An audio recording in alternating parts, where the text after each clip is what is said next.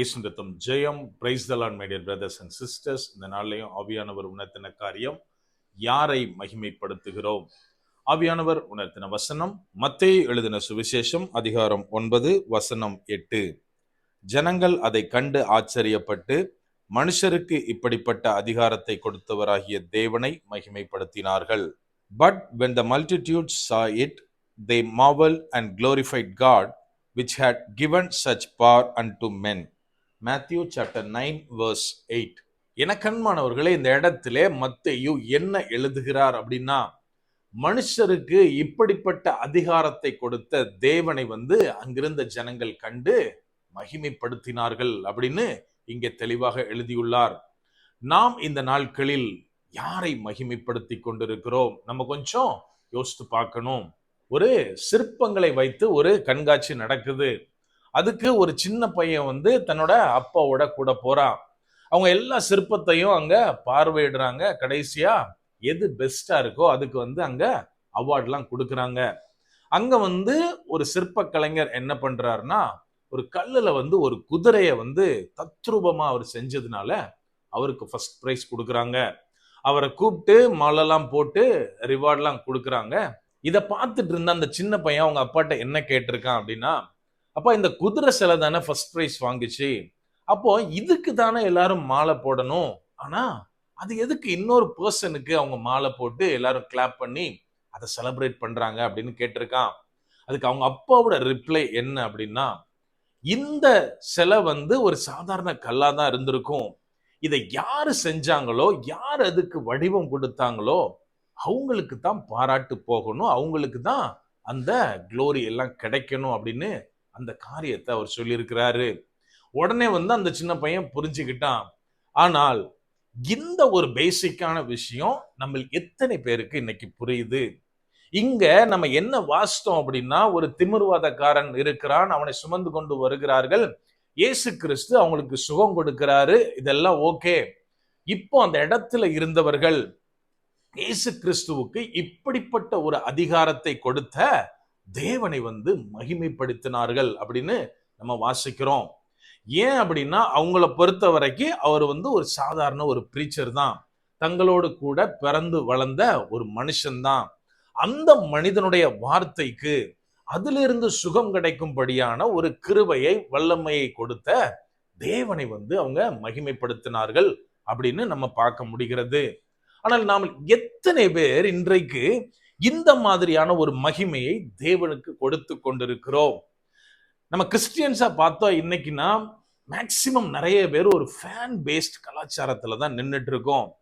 இந்த ஊழியக்காரருக்கு பயங்கரமா பவர் உண்டு, இந்த ஊழியக்காரர் ப்ராஃபஸிலாம் பயங்கரமா கொண்டு வருவார், இந்த ஊழியக்காரர் ஜெபம் பண்ணாலே போதும் பேயெல்லாம் ஓடும், சுகம் கிடைக்கும், இன்னும் அநேக காரியங்களை, ஊழியர்களை குறித்து நம்ம பேசிட்டு இருக்கோம். நம்ம நல்ல ஒண்ணு புரிஞ்சுக்கணும், இதுல ஊழியர்களுடைய தவறு ஏதாவது இருக்கிறதா அப்படின்னு கேட்டா கிடையாது. மாறாக அவங்கள என்ன மாதிரி பார்க்கிறோம், அந்த கணத்தை, அந்த மகிமையை நாம் யாருக்கு கொடுக்கிறோம், இதுலதான் இன்னைக்கு பிரச்சனையே. நான் எப்பவுமே நிறைய பேர்கிட்ட வேடிக்கை ஒரு காரியத்தை சொல்றது உண்டு. இன்னைக்கு ஒரு பக்கம் இயேசு கிறிஸ்துவும் நிக்கிறாரு, இன்னொரு பக்கம் ஒரு புகழ்பெற்ற ஊழியக்காரரும் நிக்கிறாரு அப்படின்னா, நம்ம ஆட்கள் யார்கிட்ட பிரேயர் பண்ண போவாங்கன்னா ஊழியக்காரர்கிட்ட தான் போவாங்க. ஏன் அப்படின்னா, இன்னைக்கு நம்மளுக்குள்ள அந்த அந்த பேட்டர்ன் ஃபிக்ஸ் ஆயிருச்சு. இந்த ஊழியக்காரர் ஜெபம் பண்ணா எனக்கு சுகம் கிடைச்சிரும், இவர் ஜெபம் பண்ணா நிறைய காரியங்களை ரிவீல் பண்ணுவார், அப்படி இப்படின்னு நிறைய விஷயங்களை இன்னைக்கு நாம ஃபிக்ஸ் பண்ணி வச்சுட்டோம். எனக்கு அன்பானவர்களே, நம்ம ஒண்ணு மறந்து போய்விடக்கூடாது. நம்ம இன்னைக்கு வெண்டிகாஸ்டல் மொமெண்ட் அப்படி இப்படின்னு பெருமையா பேசுவோம், சிலரை குறித்து சொல்லுவோம் அவங்க விக்கிரக ஆராதனைக்காரர்கள் அப்படின்னு. ஏன் அவங்களை அப்படி சொல்றோம் அப்படின்னா, நம்ம ஈஸியா சொல்லிடுவோம், அவங்க படைத்தவரை விட்டுட்டு படைப்புகளை வழங்கிட்டு இருக்காங்க, அதனால அவங்க விக்கிரக ஆராதனைக்காரர் அப்படின்னு. அப்படியானால் இன்றைக்கு கிரியை உள்ள இருந்து யாரு கிரியை செய்யறாங்களோ அவங்கள விட்டுட்டு யார் மூலமா கிரியை நடக்கிறதோ அவங்கள நம்ம பின்பற்றி கொண்டிருந்தால் நமக்கும் அவங்களுக்கும் என்ன வித்தியாசம்? எனக்கு அன்பானவர்களே, நாம் பண்ண வேண்டிய காரியம் என்ன?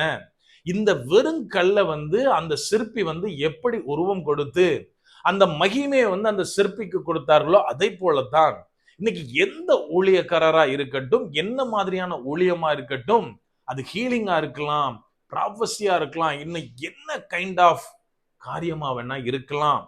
வெளிப்படுத்துகிறவர் ஆவியானவர், கிரியை செய்கிறவர் தேவன் கிரியை செய்கிறார். இது நமக்கு எத்தனை பேருக்கு புரிகிறது? சோ நம்ம செய்ய வேண்டிய காரியம் என்ன? அதுக்காக ஊழியக்காரருக்குள்ள கனத்தை கொடுக்க கூடாது, அது எந்த விதத்திலையும் சரி கிடையாது. ஊழியக்காரரை கனம் பண்ண வேண்டியது நம் ஒவ்வொருத்தருடைய கடமை. ஆனால் தேவனுக்குரிய மகிமையை அவங்களுக்கு கொடுக்கிறோமா? அதுதான் பிரச்சனை. சோ நம்ம செய்ய வேண்டிய காரியம் என்ன? நாம் எந்த ஊழியத்தை பார்த்தாலும் சரி, எந்த ஊழியக்காரருடைய கிரியை பார்த்தாலும் சரி, அதில் தேவனை சென்டர் பாயிண்டா பார்க்கும்போது தேவனை மகிமைப்படுத்துகிறவர்களா இருப்போம். அப்படியே கண்களை மூடுவோமா? அன்பான ஆண்டவரே, இந்த நேரத்திலே அப்பாவை நோக்கி பார்க்கிறோம். ஆவியானவர், நீர் எங்களோட இருக்கிறீர், அதற்காய் நன்றி செலுத்துகிறோம். அப்பா, நீர் எங்களை ஊழியர்களாய் அழைத்திருக்கிறீர் தகப்பனே. எங்களை விசுவாசிகளாய் அழைத்திருக்கிறீர் தகப்பனே. எங்களுடைய அழைப்பு எப்படிப்பட்டதா இருந்தாலும் அப்பா, நான்கு காண்கிற எல்லாவற்றிலும் உம்மை மாத்திரம் நாங்க மகிமைப்படுத்த ஆவியானவரே நீர் எங்களுக்கு உதவி செய்யுங்க. அப்பா, எந்த விதத்திலும் தேவனுக்குரிய மகிமையை நாங்க ஒருபோதும் நாங்களும் எடுத்துக்கொள்ள கூடாது, மற்றவர்களுக்கும் கொடுத்து விடக்கூடாது.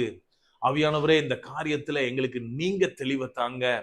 இயேசு கிறிஸ்துவை மாத்திரமே நாங்கள் மையப்படுத்தி நடக்க எல்லா காரியங்களிலும் ஆவியானவரே நீர் எங்களுக்கு கிருபை தாங்க. முற்றிலுமா எங்களை தாழ்த்தி ஒப்பு கொடுக்கிறோம். பலப்படுத்தி ஆசீர்வதிங்க. மீட்பர் இயேசுவின் மூலம் ஜெபிக்கிறோம். ஜெபம் கேளும் எங்கள் நல்ல பிதாவே. ஆமென். God bless.